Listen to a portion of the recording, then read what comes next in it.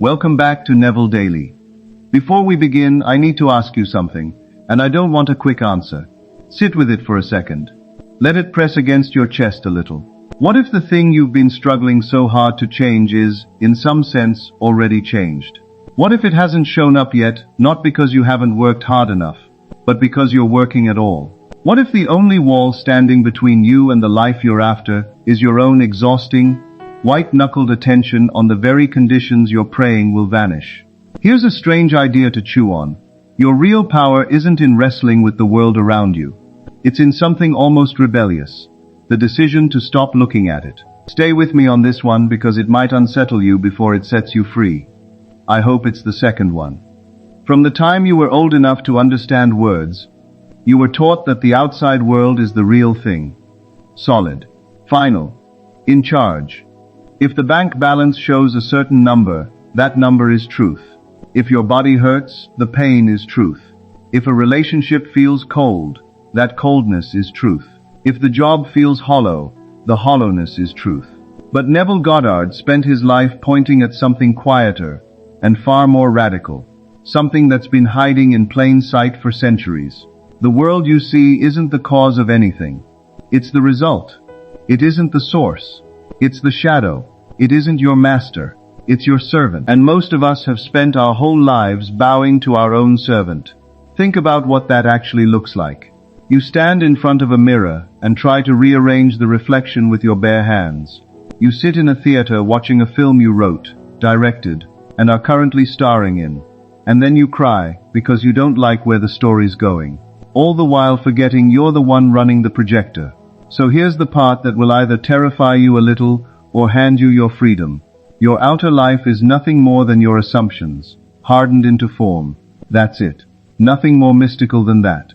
What's happening around you is simply what's happening inside you, pushed outward into time and space. It can't be anything other than what you're currently being. Which means the second you stop trying to edit the reflection and start changing the face, doing the reflecting, everything shifts. But you can't do that while you're still glued to the screen, reacting to it, feeding it your fear, your doubts, your impatience, your endless mental replaying of a world that is, quite literally, already over. Here's something the mystics understood long before it had a name. The reality in front of you right now is old news. It's yesterday's belief, finally rendered visible. It's an echo of a consciousness you occupied in the past. So why keep handing your present moment power over to an echo? Why wake up, open your eyes, take one look at your circumstances and declare, well, this is just how it is. That's not truth. That's an assumption you made. And you're free to make a different one. In fact, you have to. Because what's kept you from the life you want was never a shortage of talent, or luck, or opportunity, or love from the universe. It was a shortage of attention paid to your own inner state. You've been giving your loyalty to the wrong kingdom. The world of bills and headlines and claims and diagnoses. And every time you do, you're quietly declaring that this outside thing has authority over your inner life. That, right there, is the real fall from grace. Forgetting that you are the one doing the creating. So how do you climb back? I'll tell you plainly. Even though your mind is going to resist it, and your habits are going to fight it tooth and nail, stop looking at your reality. Keep assuming anyway. Not because you're lying to yourself, and not in some naive, pretend way, but because you've finally caught on to a law more dependable than gravity. This is the law of assumption. When you take on a feeling, a state, a belief about who you are, and you stay with it, the outer world eventually has no option but to fall in line. Not might. Has to. It's a law. As reliable as sunrise. Here's where most people trip and fall though. They hold the new feeling for a few minutes, feel a spark of hope, picture the wish already granted, and then they open their eyes, look at the unchanged room around them, and sigh, well, that didn't work. And in that exact moment, they've just made a far more powerful assumption than the one before it. They've decided their own assumption is powerless. They've decided the visible world outranks the invisible one. And since the law doesn't play favorites, it faithfully hands them back more of exactly that. More delay, more disappointment, more proof that they're stuck. Do you see the trap? It's believing your current situation has any say over what comes next. It doesn't. Your current situation is already dead. It's the past wearing a costume. The only thing shaping tomorrow is what you're assuming right now, today. So if you glance at your bank account and instantly feel poor, you're not observing reality. You're reliving an old belief about lack. And by feeling poor in this moment, you're quietly ordering up more lack for later. If you look at your body and feel sick, that isn't a final ruling. It's a past assumption about illness playing on repeat. And by feeling sick now, you're scripting more sickness for tomorrow. But if you can train yourself to stop trusting what your eyes report, and instead shut them and open a different set of eyes, the ones that see through imagination, if you can feel the wish already fulfilled, if you can inhabit the state of already having it, even while every visible fact argues otherwise, you've found the master key. Let's go a little deeper into the psychology of why this is so hard. Your senses are loud. Your body is used to a certain emotional hum. Everyone around you, the news, your culture, even your own memories, is quietly agreeing that what's visible must be what's true. But your senses were handed to you so you could enjoy this world, not so you could build it. You were never meant to take orders from your eyes and ears. You were meant to give them orders. You're the painter, not the canvas. A painter doesn't ask the painting what color comes next. The painter tells it. And yet here you are, standing in front of your own half-finished canvas, trembling, saying, "But look at this mess. Look at these colors. How could I ever change it?" You change it by turning your back on the canvas for a moment and returning to the palette in your pagination. Neville used to put it simply. Assume the feeling of the wish fulfilled, not the thought of it, not the hope of it, the feeling of it. Because feeling is the language your subconscious actually understands. And it's your subconscious that shapes what shows up. You can think about wealth from morning to night, but if underneath it all you feel poor, poor is what you'll stay. You can recite every affirmation about love that exists, but if you feel unworthy at your core, you'll keep waking up alone. The instant you let yourself genuinely feel into having what you want, the relief, the gratitude, the ease of it, you've shifted your identity. And identity is the whole game, because you don't attract what you want, you attract what you are. And what are you really? Not your body, not your resume, not your history. You're a state of consciousness, either wanting or having, fearful or certain, struggling or at ease, waiting or already knowing. Most people live permanently in the state of wanting, and wanting is just a polite name for lack. Wanting whispers, "I don't have it yet." Wanting whispers, "I hope it shows up." Wanting whispers, "But what if it never does?" And as long as you vibrate at that frequency, the law will keep handing you fresh reasons to keep wanting. But flip into the state of having, and everything reorganizes itself. Having says, "I already am this." Having says, "It's done." Having says, "I don't need proof to know it's true." Having says, "I'm so full of this feeling there's no room left for doubt to move in." And here's the beautiful, slightly unnerving truth underneath it all. The outer world has no choice but to eventually catch up with your inner one. It's a shadow, and shadows never lead, they follow. So your only real job, your only actual spiritual practice, is to stop staring at the shadow and start living inside the substance. I can already feel the objections forming. But what about action? Don't I have to do something? Isn't it irresponsible to just sit here assuming? Fair question. Here's the honest answer. Inspired action shows up naturally once you're settled into the new assumption. But it won't feel like the frantic, anxious hustling of someone trying to force the world into shape. It will feel effortless, almost playful, the way someone moves when they already know there's talk. It's genuinely feel wealthy, and you won't be sitting on the couch waiting for cash to fall from the ceiling. You'll find yourself pulled towards certain conversations, certain doors, certain decisions, and they'll feel obvious, almost too easy. That's the movement of someone who already knows. Try to act your way out of a feeling of lack instead, and you'll only manufacture more struggle, more evidence that life is hard. So quit shoving the river, quit trying to force outcomes. Leave the world of effects alone, and go straight to the cause. your own state of mind. Assume it, then rest inside that assumption. Resting though, that's the hard part, isn't it? Because your mind loves to check in. Is it here yet? Did it work? What if it's not coming? Every time you check the outside world for confirmation, you're quietly admitting you don't believe it's already settled, and that breaks the spell you were building. So you need a new habit, learning to live in the end, occupying the feeling of the wish already granted so completely that the outer world stops mattering to your peace of mind. And how do you actually do that when reality is shouting in your face? You keep turning your attention back inward, over and over, not through gritted teeth willpower, but the way a person keeps returning, gently, to someone they love. Every morning, before your feet even touch the floor, close your eyes.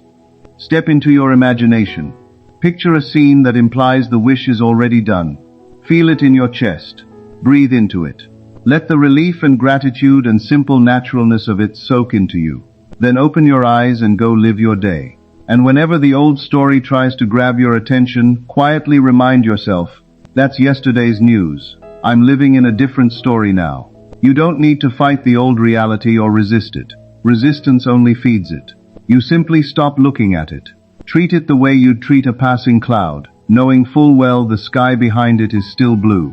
The cloud is there, sure, but it was never the sky. Your circumstances are there, but they were never your truth.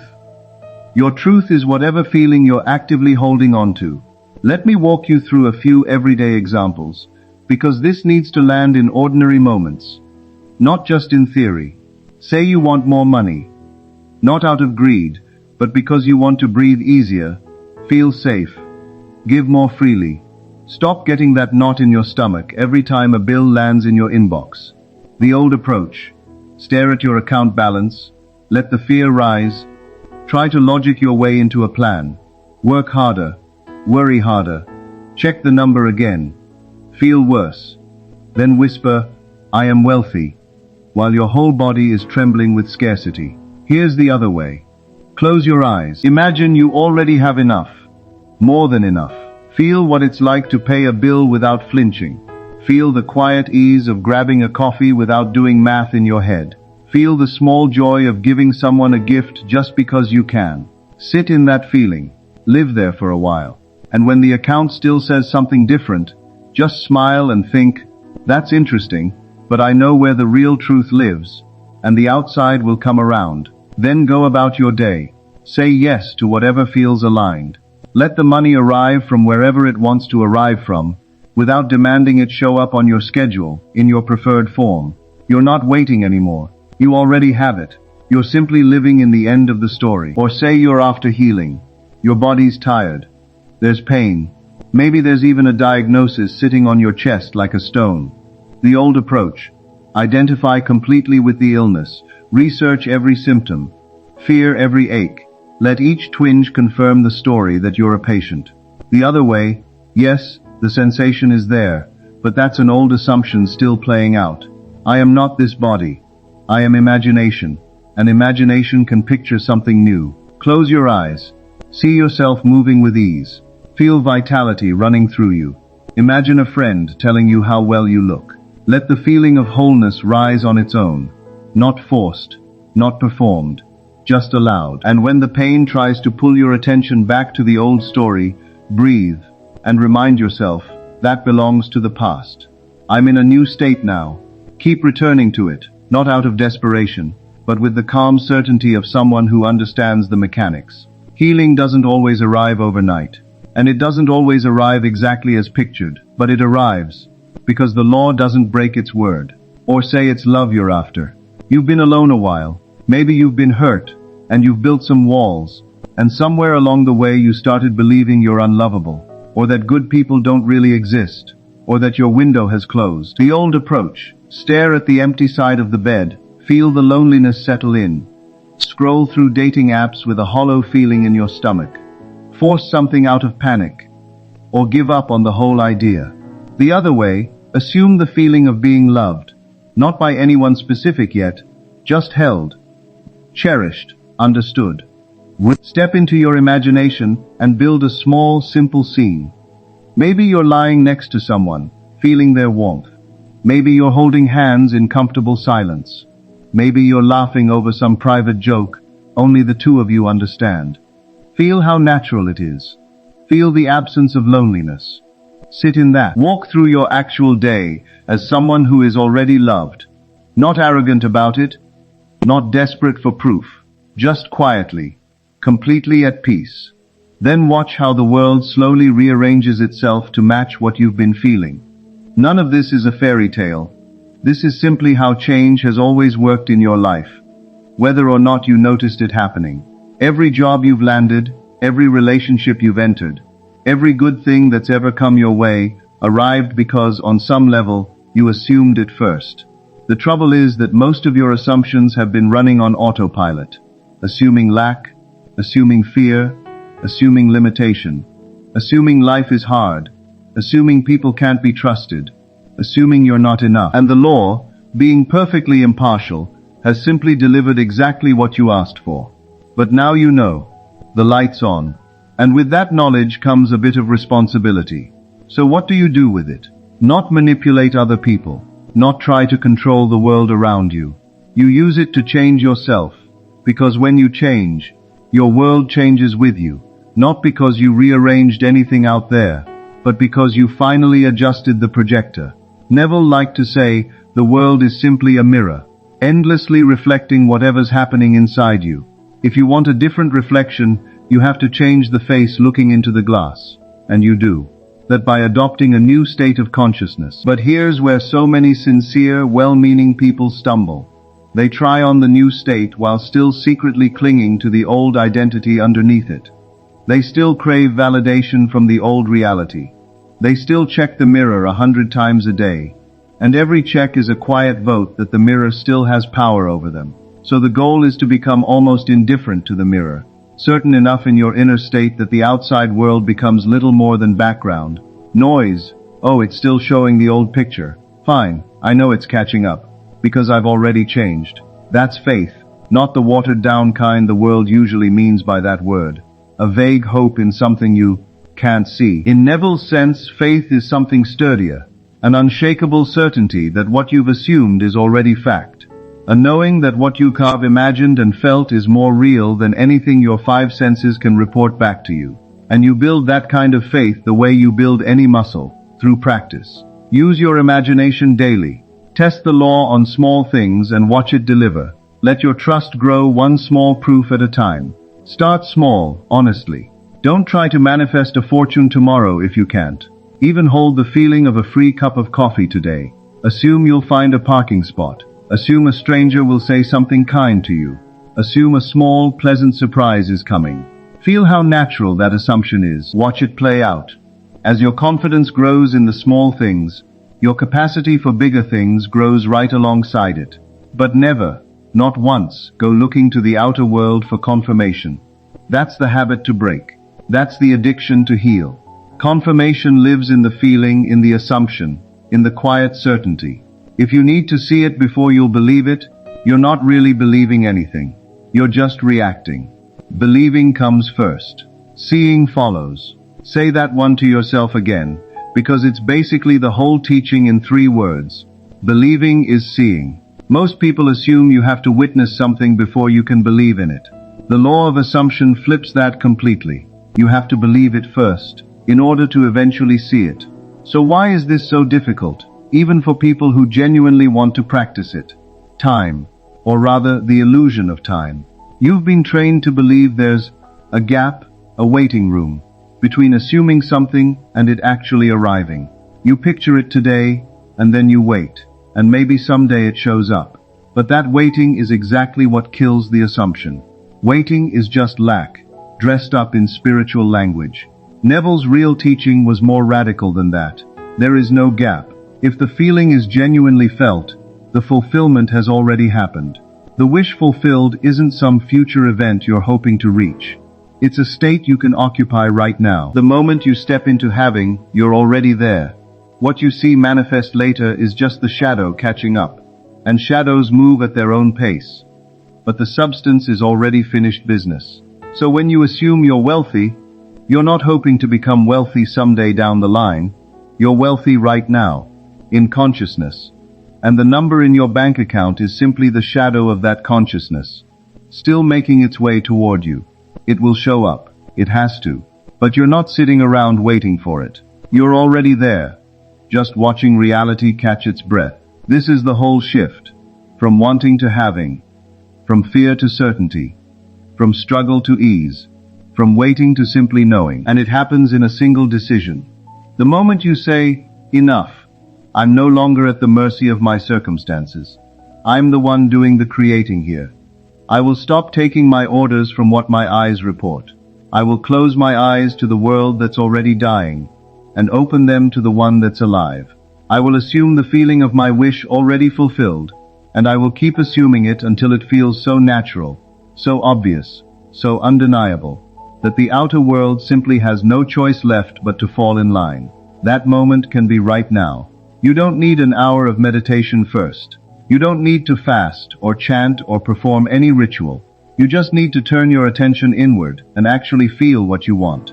Not think about it, feel it. Close your eyes if you're somewhere you can. Take a slow breath.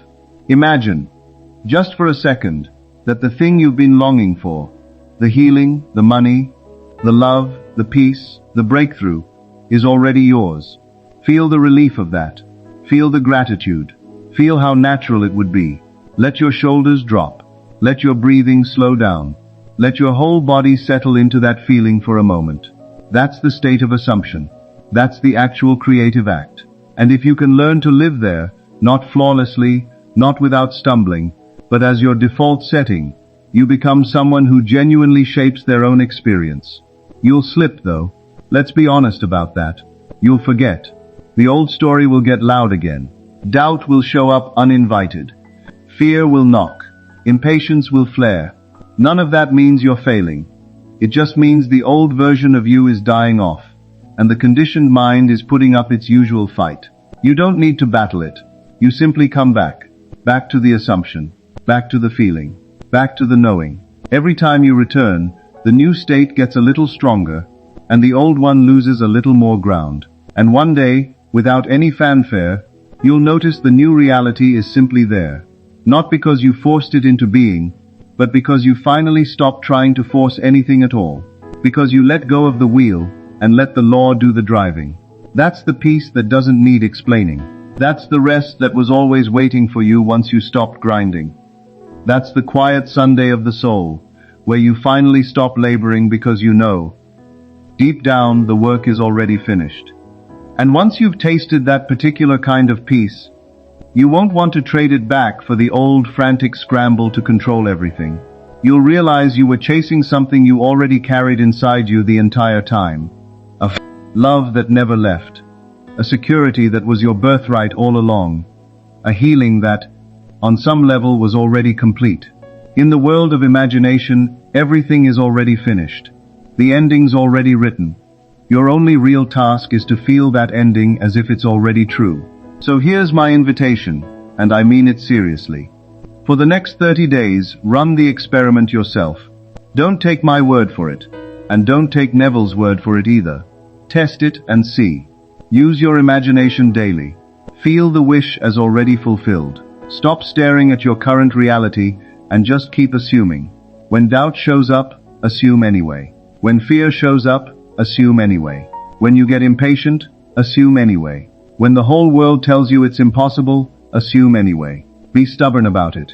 Be a little unreasonable. Be, if you have to, a fool for this. And then watch what actually happens. Watch circumstances start to bend. Watch people shift. Watch opportunities appear out of nowhere. Watch the pieces of your life quietly rearrange themselves to match whatever you learn. And more than any of the outer changes, pay attention to what happens in you. Watch anxiety get replaced with peace. Watch fear get replaced with certainty. Watch struggle get replaced with ease. Watch waiting get replaced with knowing. You'll become a different person, not because you white-knuckled your way into some new personality, but because you finally let yourself become who you were, underneath all those old, inherited assumptions. Because that's really the whole point. You're not becoming something new. You're uncovering something that was there the entire time. You are consciousness itself, and consciousness is the closest thing to God there is. And imagination is the only reality that's ever mattered. So go on now. Not with strain, not with effort, but with a quiet, almost amused certainty that it's already handled. Go assume. Go feel it. Go live as though it's already done. And let the world, like the faithful servant it's always been, hurry along to catch up with you. You were free this whole time. You just forgot for a while. Now you remember. And remembering changes everything. Rest there. Live there. Be there. It's already done. Neville Daily.